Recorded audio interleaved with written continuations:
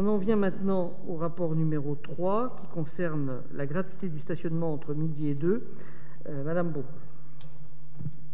Dans le cadre de la politique de stationnement qui a été arrêtée par délibération des 5 mai et 12 juillet 2017, on a une cohérence qui s'appuyait sur la durée, la proximité par rapport au centre-ville et puis le mode de stationnement. Sur la voirie, 3 zones avaient été définies, rouge, orange et verte. La plage horaire commence à 9 h jusqu'à 18 h avec un forfait de 1 € entre 12 h et 14 h et donc un seul FPS dans la journée. Cette délibération, elle confirme tout d'abord la gratuité du tarif spécifique entre 12 h et 14 h qui a été décidé à la décision modificative du 18 mai 2020 qui passe de 1 € à 0 €. Et ce pour participer à l'attractivité du centre-ville. Cette modification entraîne la création de 2 plages horaires, 9 h 12 h et 14 h 18 h, et donc de 2 FPS, 2 forfaits post-stationnement. La grille tarifaire ne change pas. Ce qui change, ce sont les durées maximales de stationnement sanctionnées par les FPS.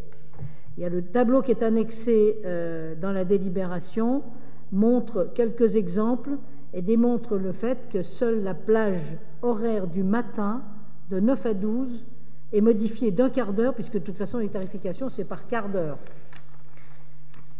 Deuxième élément de cette délibération, c'est elle propose d'accorder la gratuité aux flottes d'automobiles qui fonctionnent en autopartage sans place réservée. Il vient en complément de l'autopartage existant sur les places réservées. Les véhicules qui sont concernés sont déclarés à la ville. Une première demande a été formulée par la société Alpes Autopartage, société coopérative d'intérêt collectif, dont le siège social est à Grenoble.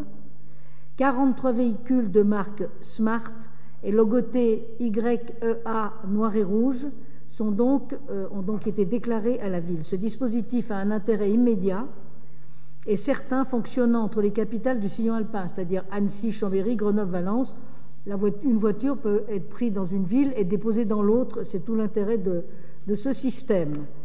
Donc, il est demandé au conseil municipal, en conséquence, d'approuver les durées maximales de stationnement telles que décrites ci-dessus, dire que la grille tarifaire votée le 12 juillet 2017 est inchangée, approuve la gratuité du stationnement en voirie pour les flottes d'autopartage sans place réservée, agrée la société Alpes Autopartage comme opérateur d'une flotte avec effet immédiat et dit que tous les véhicules de cette flotte doivent respecter le code de la route et les règles du stationnement définies par la ville de Chambéry.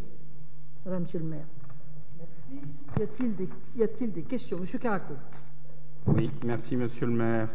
Cette délibération comprend 2 volets. Je vais commencer dans l'ordre inverse de leur présentation, vous comprendrez pourquoi. D'une part, la gratuité pour le stationnement sur voirie des voitures en autopartage sans place réservée.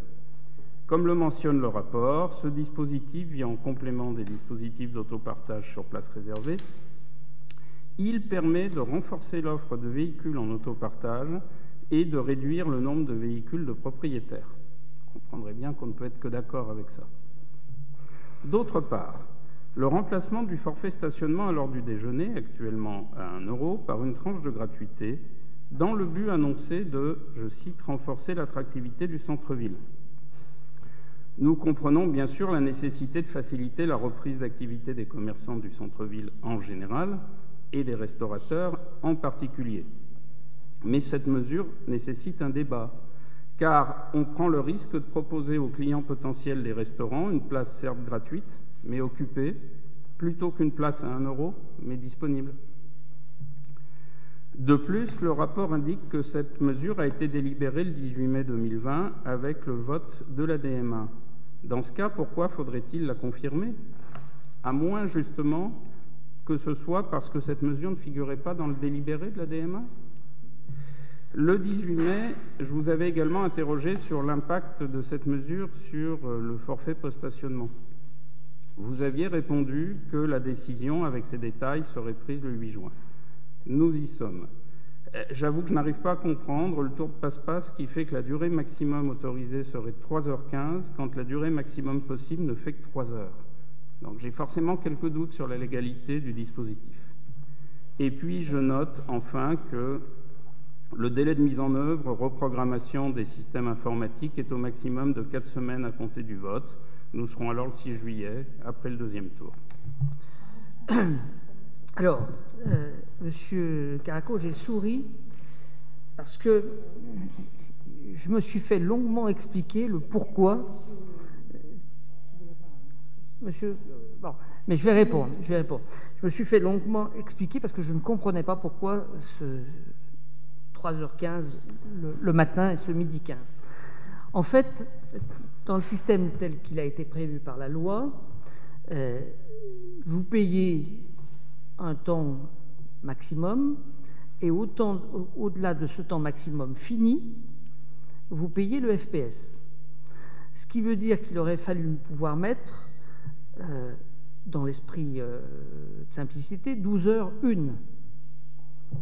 C'est à partir de 12h01, vous avez franchi le cap des 3 heures que vous payez le... Bon, c'est après 12h01, c'est-à-dire que si vous êtes en début d'après-midi, par exemple, et que vous avez laissé votre voiture, vous allez devoir payer un FPS. Mais comme le système marche au quart d'heure, il faut le caler sur la minute du quart d'heure finissant. Donc on ne peut pas mettre 13h01, on est obligé de mettre 13h15. Voilà l'explication que j'ai eue pour comprendre ce détail de...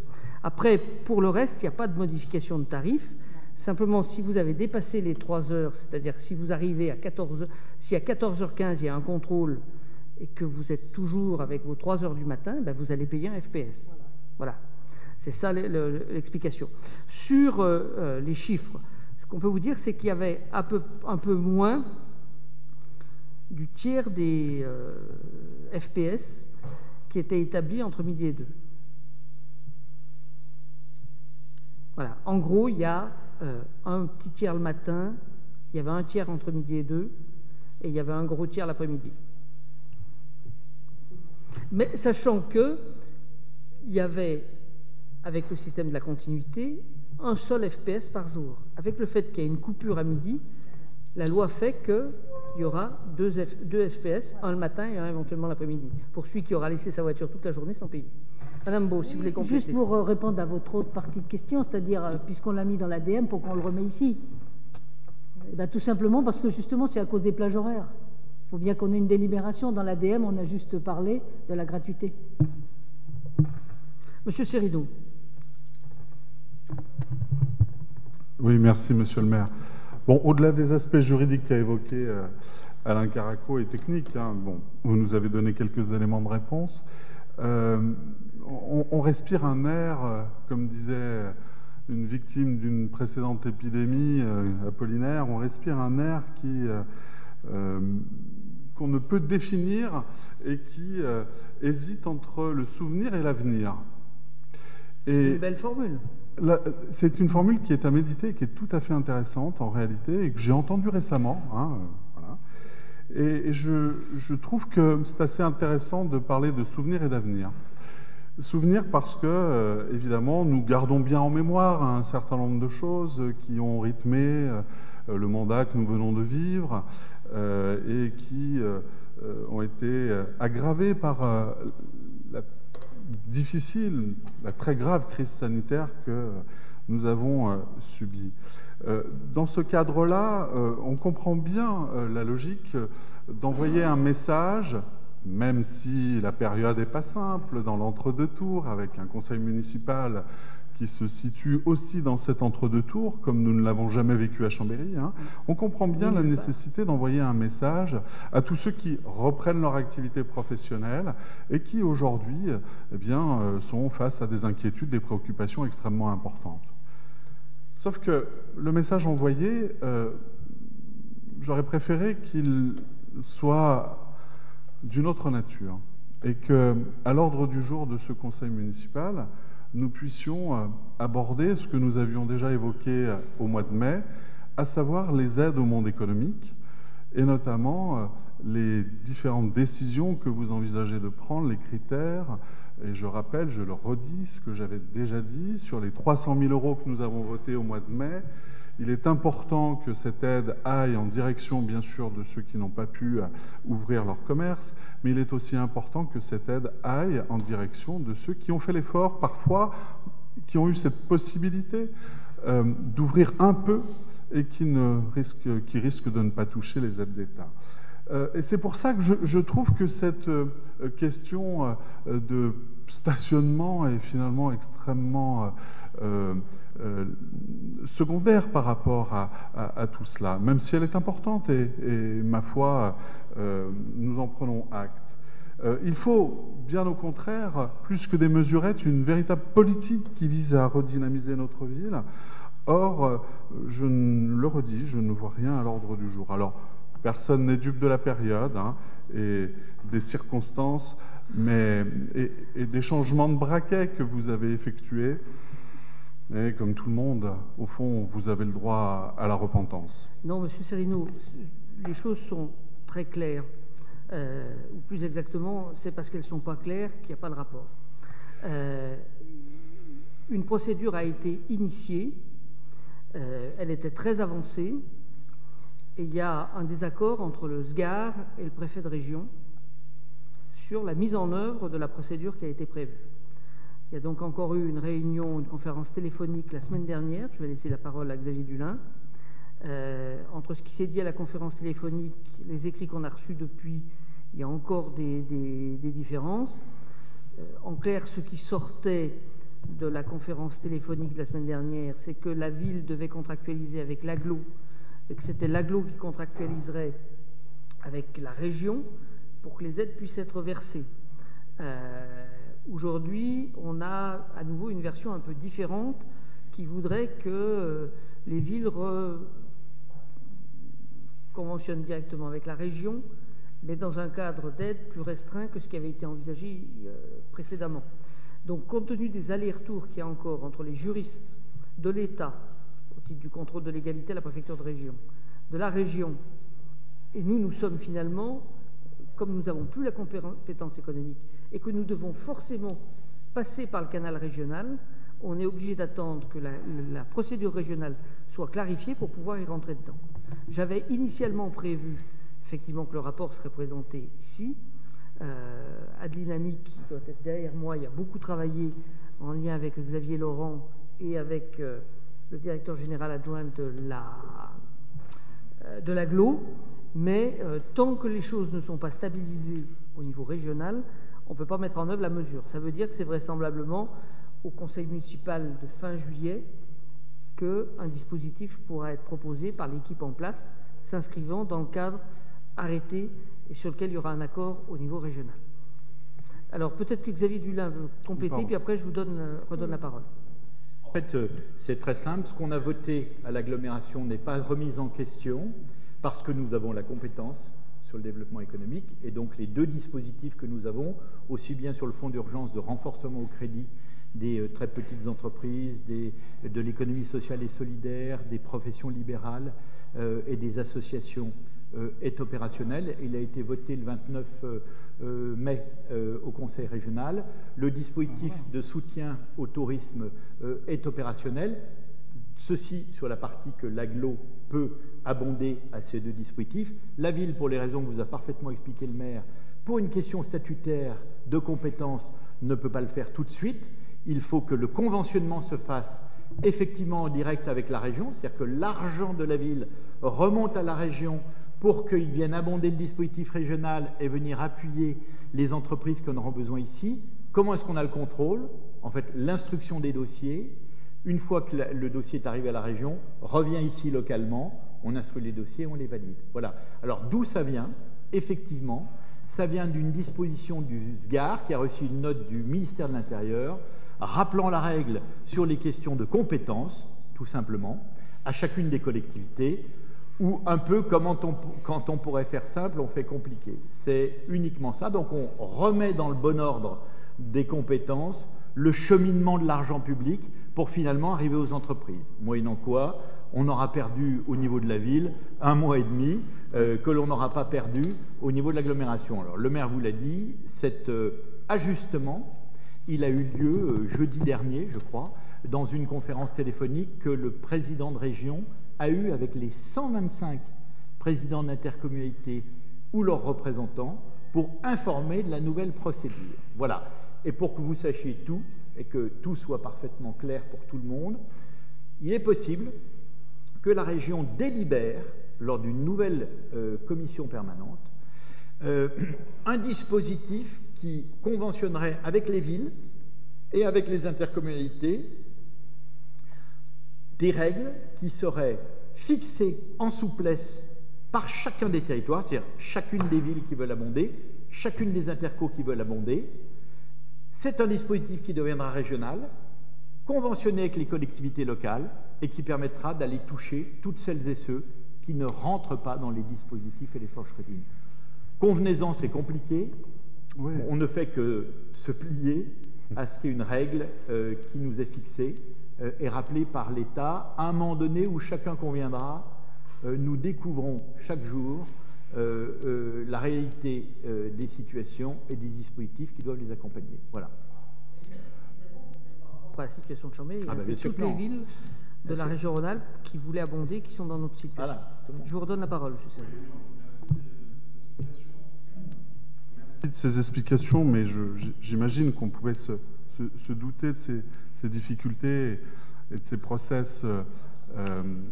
Évidemment, ce que je perçois, c'est qu'on a généré un espoir avec cette aide économique aussi bien à l'agglo qu'à la ville, et que c'est maintenant qu'on en a besoin. Hein. Voilà. Mais à la ville, en tout cas, c'est maintenant que les 300 000 en ont besoin, parce que dans un mois et demi, eh bien, mais je pense qu'on peut en convenir. Dans un mois et demi, les professionnels, les commerçants, ceux qui peuvent espérer avoir le coup de pouce qui fait qu'ils ne vont pas s'effondrer, eh bien, peut-être que dans un mois et demi, l'amertume sera encore plus grande. Oui. Mais je pense qu'on peut en convenir. Juste, mon cher collègue, pour qu'on soit clair, parce que vous avez raison dans cette affaire, l'importance et l'efficacité, le fait que l'agglomération ait un dispositif déjà opérationnel, vous voyez, je viens à l'instant encore d'en forwarder une demande à nos services, hein, permet largement, je rappelle, on met 2 tickets de 500 000 €, hein, largement, plus la région qui abonde, hein, d'autant, largement, entre guillemets, répondre aux demandes du moment, jusqu'à ce que la ville puisse ensuite arriver avec un dispositif qui sera complémentaire. Okay. Vous inquiétez pas, je n'ai, au moment où je vous parle, pas rencontré un acteur économique qui nous ait dit « Eh oh, c'est quand votre truc, ça marche pas ». Non, je vais même vous dire une chose, la petite préoccupation qu'on a, il faut dire les choses, la petite préoccupation, il faut parler vrai, vous savez, en période de crise, pas d'histoire politicaille, ça marche pas. Je vous le dis tout de suite, ça marche pas du tout. Il faut être vrai en ce moment, authentique, ce que je fais, je crois. Efficace. Je peux simplement vous dire une chose, où est-ce que ça bouge en ce moment? C'est qu'il y a tellement de demandes qui arrivent que les services instructeurs sont débordés. C'est ça le sujet du moment. Et qu'est-ce qu'on fait pour ça?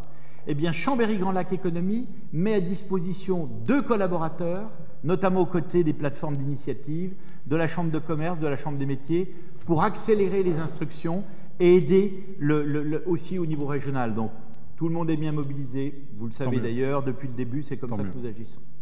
Merci.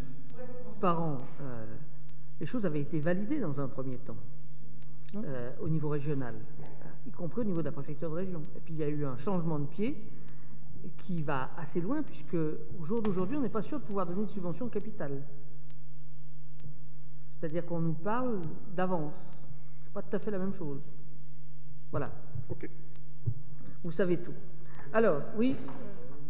Juste pour le côté symbolique de la gratuité entre midi et 2, je pense qu'il était attendu depuis longtemps et qu'on a profité des conditions exceptionnelles économiques des restaurateurs pour donner un signe de reprise, parce qu'ils sont un peu en concurrence avec l'extérieur où il y a les parkings gratuits sur la périphérie. Donc je pense que c'est un signe qu'ils ont apprécié et qui était demandé depuis un moment.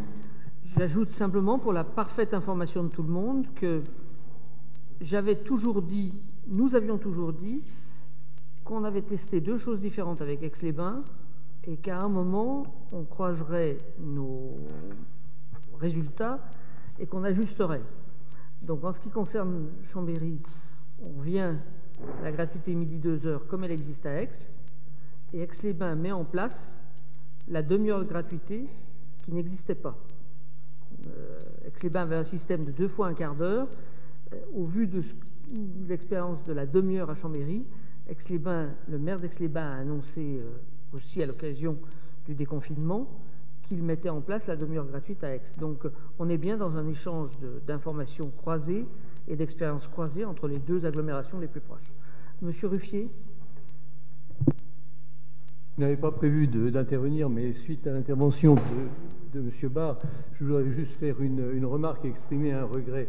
Je ne vais pas faire la liste des dispositions qui, pendant 6 ans, ont parfois gêné, voire entravé la vie du centre-ville.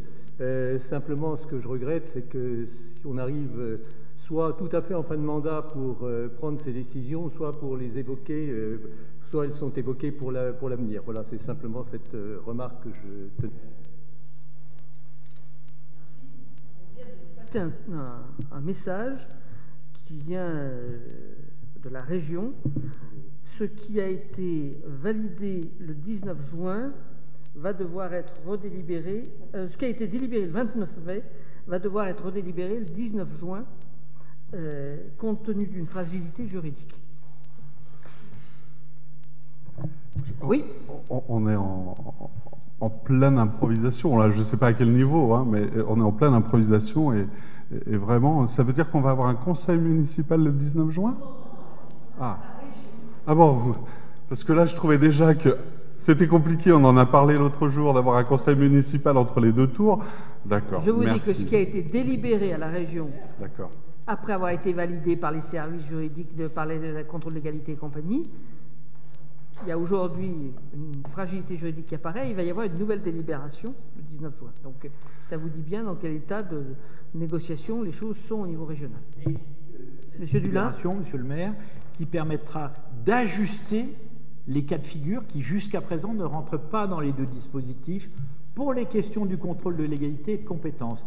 D'où ces conventions sur mesure qui vont être faites. Qu'est-ce que vous voulez que je vous dise? La France est un grand pays, mais par moments, elle a le secret des usines à gaz. Vous en avez là, une fois encore, une démonstration. Nous les subissons.